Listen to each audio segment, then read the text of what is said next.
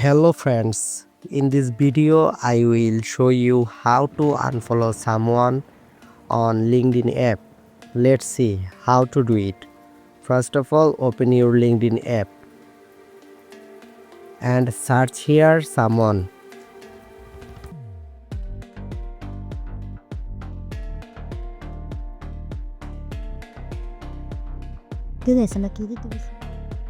Here you can see three dot icon. Tap on three dot icon and you can see also following icon. Tap on following icon and note unfollow, stop seeing post from Carol on from feed.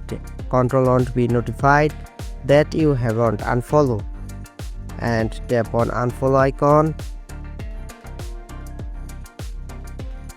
That's it. In this way you can easily unfollow someone on LinkedIn. Thank you so much everyone. Subscribe for more updates.